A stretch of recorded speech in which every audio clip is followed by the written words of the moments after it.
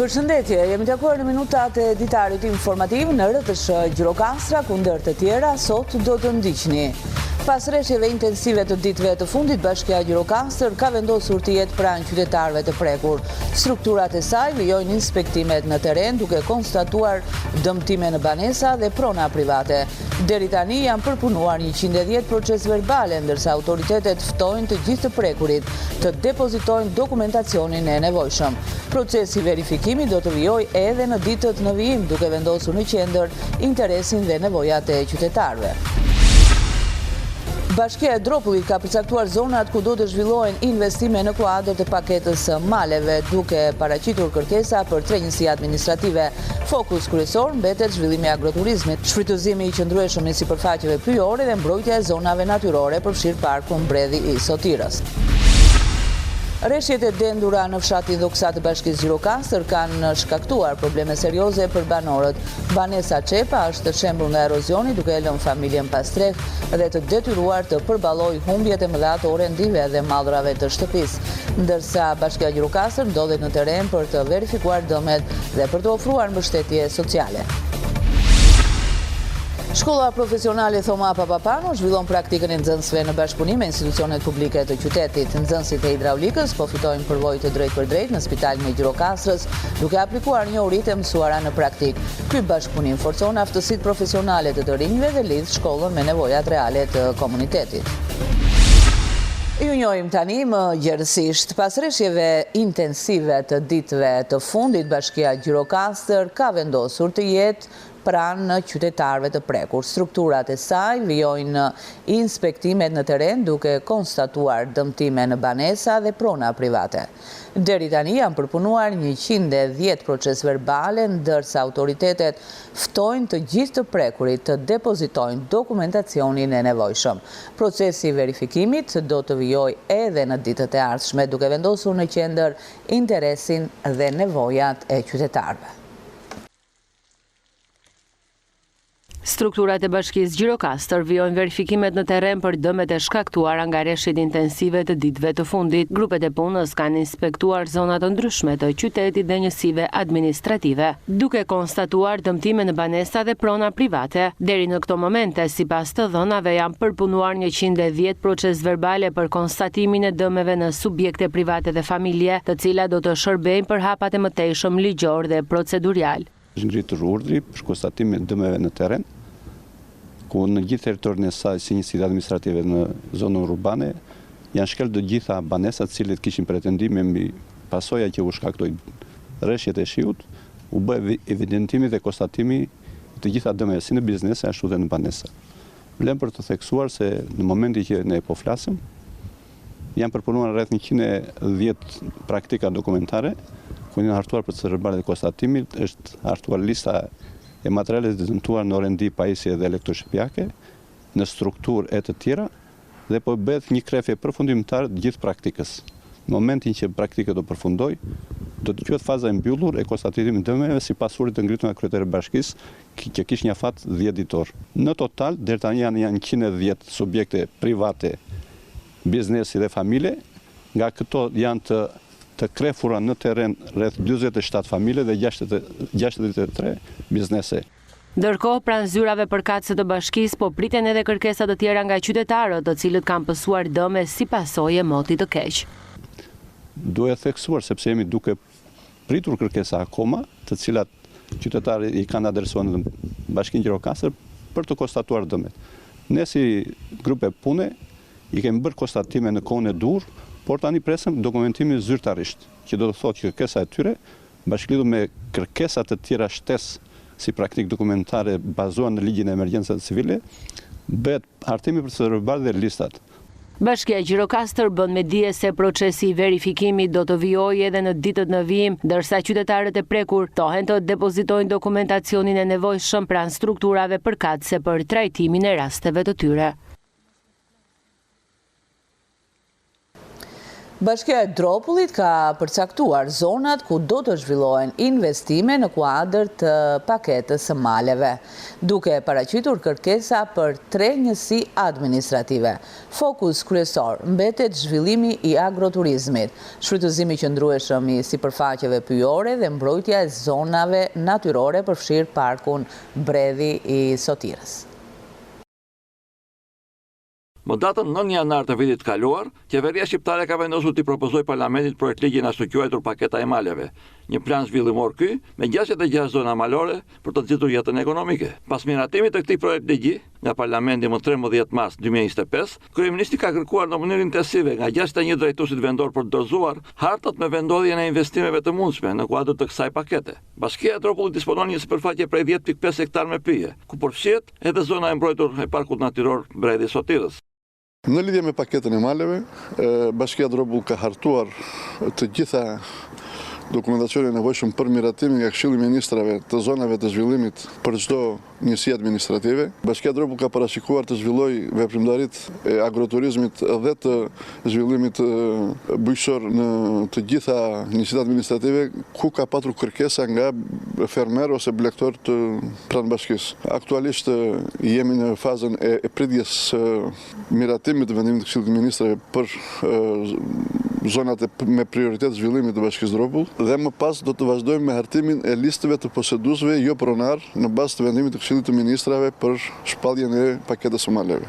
Madje, janë përcaktuar edhe zonat e zhvillimit të agroturizmit në 3 njësitë administrative, pasi janë depozituar edhe kërkesat e para nga investitorët.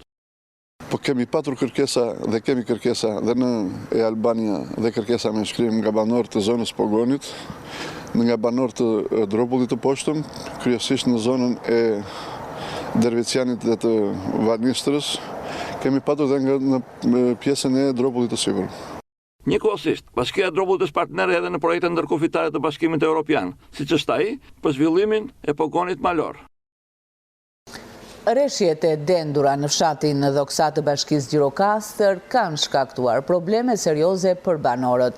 Banesa Çepa është shembull nga erozioni, duke lënë familjen pas treg dhe të detyruar të përballojë humbjet e mëdha të orendive dhe mallrave të tjera të shtëpisë, ndërsa Bashkia Gjirokastër ndodhet në terren për të verifikuar dëmet dhe për të ofruar mbështetje sociale.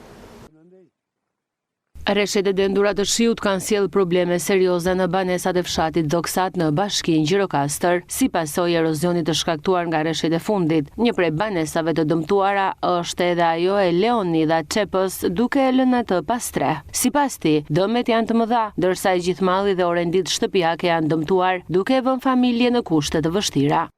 Kjo që është shtëpia time. Ndodhi, unë për vete tani fle jashtë.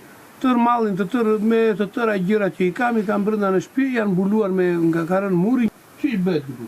Ande nga brenda ka rënë e tëra, siç e pas dhe juve nga pas. Atje është tërë malli brenda, me të tëra. Unë për jashtë fle, s'kam ku të fle. Të kërkoj ndihmë nga shteti të më ndihmojë. Ai kërkon ndërhyrje dhe zgjidhje të menjëhershme nga institucionet përkatëse për të përballuar situatën e krijuar dhe për të siguruar strehim. Takova dhe të bashkisë, kryetarin, takova dhe fola në telefon, takova dhe prefekten, erdhën ata të bashkisë, më thanë për konvikt. Po unë kisha dhe fëmijët këtu dhe i zbova. Bashkë me gruan ikni juve, u thash edhe, të paktën të marrë një, si thonë, më e vogla, si që kam dëgjuar që dëgjoj, të më japin një shtëpi që të paguaj qiran, të më ndihmojnë për qiran e shtëpisë. Ndërkohë, strukturat vendore kanë nisur verifikimet në terren për vlerësimin e dëmeve të shkaktuara nga rreshjet, ndërsa banorët e prekur apelojnë për ndihmë dhe mbështetje institucionale. Shkolla profesionale Thoma Papapano zhvillon praktikën e nxënësve në bashkëpunim me institucione publike të qytetit. Nxënësit e hidraulikës po fitojnë përvojë të drejtë për drejtë në spitalin e Gjirokastrës, duke aplikuar njohuritë e mësuara në praktik. Ky bashkëpunim forcon aftësitë profesionale të rinjve dhe lidh shkollën me nevojat reale të komunitetit.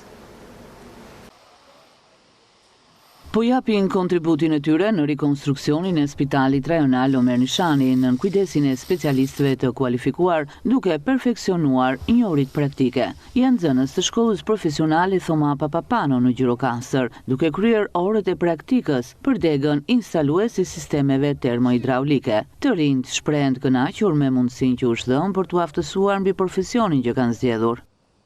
Kemi 3 muaj që kemi filluar praktikën këtu te Spitali i Gjirokastrës.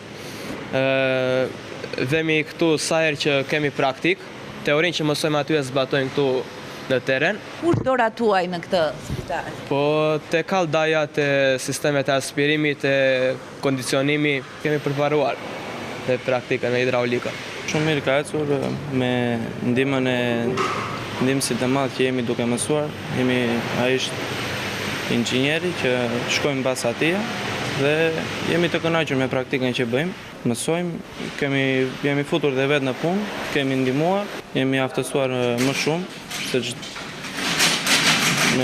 nëpërmjet teorisë që bëjmë në shkollë, po dhe praktikës akoma dhe më mirë në spital. Kam plan të mbaroj vitin e 4, mendoj që të vazhdoj dhe shkollën e lab, pse jo, shkolla profesionale Thoma Papapano të jep një mundësi që të lëvizësh dhe në Europë, që mund të punësojmë kudo, dhe akoma dhe më mirë të vazhdoj shkollën e lartë, pse jo. Nxënësit e kësaj dege aktualisht orët e praktikës profesionale i zhvillojnë në biznese, por edhe institucione shtetërore duke u bërë gati për tregun e punës. Nxënësit e vitit të 3, po dhe të vitit të 4, aktualisht praktikat profesionale i zhvillojnë në biznes dhe në ambientet e shkollës. Pra shpërndajnë 50% në biznes dhe 50% zhvillojnë në ambientet e shkollës.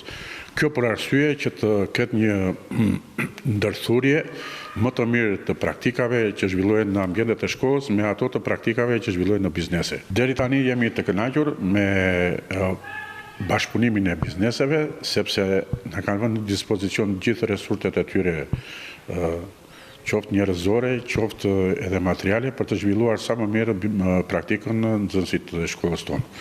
Certifikata e nivelit të 3 nxjerr specialist dhe certifikata e nivelit të 4 nxjerr menaxher. Pra i bën që kur dalin në jetë, nxënësit të dalin menaxher, që mund të menaxhojnë një brigadë ose punën e tyre. Shkolla Thoma Papapano ka nënshkruar mbi 30 marrëveshje bashkëpunimi me biznese dhe institucione shtetërore për zhvillimin e praktikave profesionale nga nxënësit e saj. Zhvillimi i turizmit detar në brigjet shqiptare po sjell gjithnjë më shumë manie turistike në detet Adriatik dhe Jon për të garantuar lundrim të sigurt për jahte, kroçera dhe mjete turistike. Një rol kyç luan shërbimi hidrografik shqiptar përmes hartave detare të përditësuara, matjeve të sakta dhe sinjalistikës lundrimore sipas standardeve ndërkombëtare. Shërbimi hidrografik shqiptar garanton përmes matjeve, hartëzimit dhe informacionit të saktë të lundrimit një pamje të qartë dhe të besueshme për të gjithë ata që operojnë në ujërat shqiptare. Komandanti i shërbimit hidrografik, kapiteni rangu 2, Elvis Cenka, thotë se shërbimi hidrografik shqiptar ka si synim kryesor sigurinë hidro-lundrimore, në mënyrë që t'i bëjmë detrat tanë Adriatik dhe Jon sa më të sigurt për të gjithë lundërtarët.